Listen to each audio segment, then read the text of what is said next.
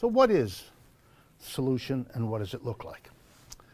I don't think it's this or that policy. I don't think it's this or that politician. I think we're beyond that. We've tried all that.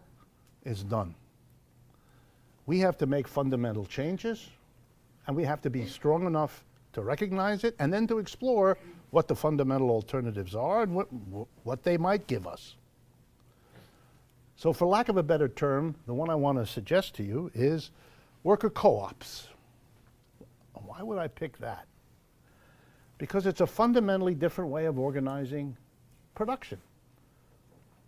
Whether it's a factory, an office, or a store, it is a completely different way of understanding what economics is about, what you do when you go to work.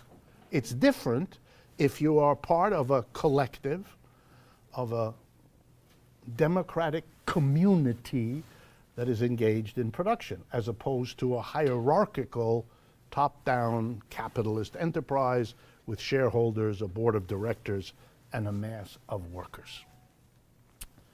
So let's begin how it might be different.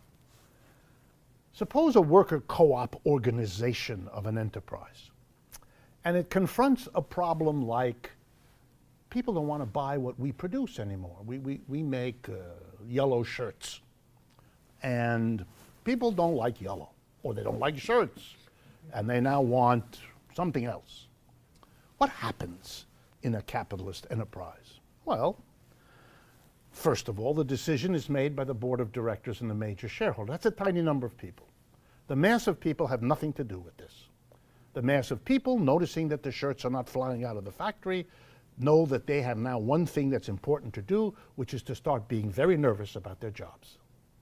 They worry, they get anxiety attacks and panic attacks, they discover Zantac and all the 47 other ways to cope with this sort of thing, and then they worry. The decision is made by a tiny number of people.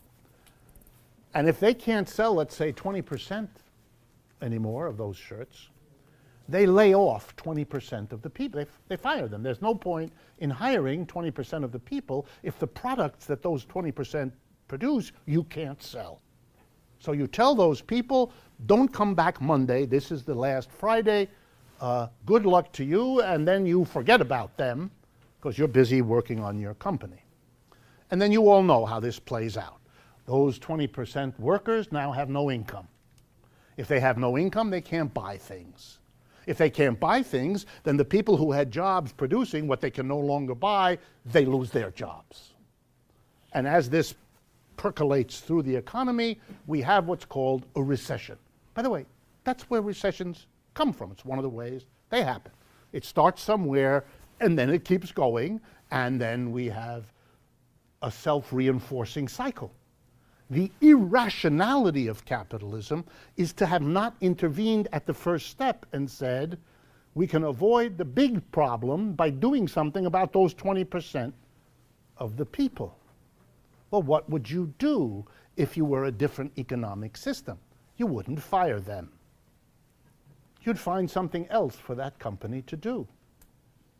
You'd find a course that they could learn to do something else for which the demand is rising, because you'd go find that. What you would do is not fire 20%.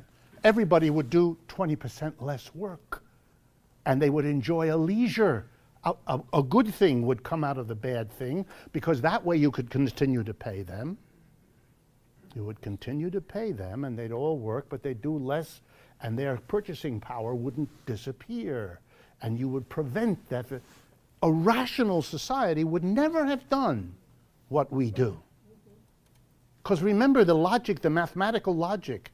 If people are buying 20% less shirts, then that money is likely being spent somewhere else. And that's where those workers need to go, to be moved to where the work and the demand exists. We don't do that. We handle it by a decision of an individual entrepreneur who's doing what's best for him or her, which is to lay those people. But what's best for him or her, I hate to tell you this, isn't what's best for everybody. It's not the invisible hand. It's the invisible smack in the face. And it hurts. I didn't pay this fellow to live.